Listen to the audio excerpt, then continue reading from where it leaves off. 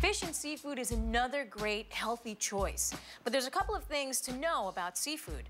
First and foremost, you don't actually want fish to smell like fish. You want it to smell like the ocean rather than the bay. You know, like when you're at the ocean, there's this crisp, clean, clear smell. So if you can, ask your fishmonger if you can smell the fish. And take a whiff, and if it smells, that's not the piece of fish for you. Another way to check about fish is to see the eye.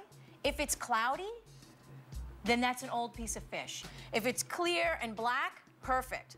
So we're gonna put this fish to the side. You generally want to get wild fish, not farm-raised fish, because again, what they're doing to the farm-raised animals, they're also doing to the farm-raised fish. They give them antibiotics and colorings. It's feeding them stuff that they're not supposed to eat. So try at all times to buy wild. So what we're going to make here is a miso lemon ginger baked cod. So I have a piece of cod, and a general rule of thumb is, you see the thickness on this cod? 1 inch equals 10 minutes of time in the oven, generally speaking. So this is about almost 2 inches. So we're gonna leave this in for like, I don't know, 16, 17 minutes, and that'll be done. So what I'm gonna do is just put this into our baking pan. This is a casserole dish. And then I'm gonna make our sauce. And our sauce is so simple. I mean, this dish is really simple. Everything we've made for you today is really simple. The first thing we're gonna do is take a lemon. I'm gonna take a little bit of the zest on the lemon and put it right into our sauce. And zest is just the outside. It's rich in vitamin C, bioflavonoids. You don't actually want to get the pith because that's bitter. So I'm taking that, putting it into our dressing. I'm also taking something called miso. And miso is a fermented soybean product. It's been used in Asia for a long time. And this is a sweet white miso. And the longer you age a miso, the darker it gets. So this one has only been aged about a month. And it's very light and refreshing. And I'm gonna put in a little bit of warm water just to make it, you know, so it's not a lump, because I don't want to put a big lump on my fish. I want to break it down a little bit. I'm also going to put in here something called ginger juice. But I'm first going to put in a little bit of lemon juice into our miso lemon dressing. I'm going to put that right in. And now I'm going to show you the magic trick of how to make ginger juice. Hold on to your hats. This is a good one.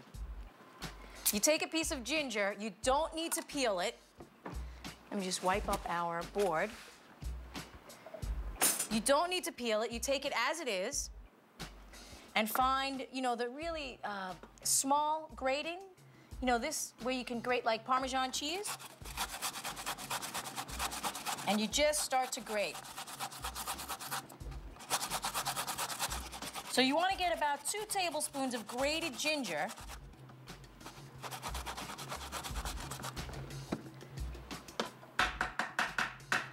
And then, actually this is about a tablespoon, but I'll show you with a tablespoon. This is how you make ginger juice. You just squeeze it. You squeeze out the grated ginger, that's it. There's no big miracle,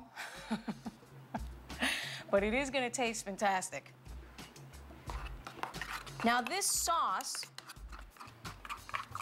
I'm gonna lay on top of our fish, and then we're gonna bake it in the oven at 400 for about, you know, like I said, about 16 minutes. Fish cooks very quickly.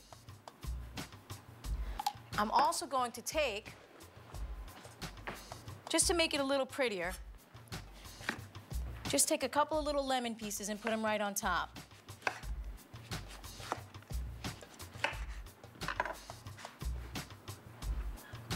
And then this is gonna go right in the oven. You ready? 16 minutes.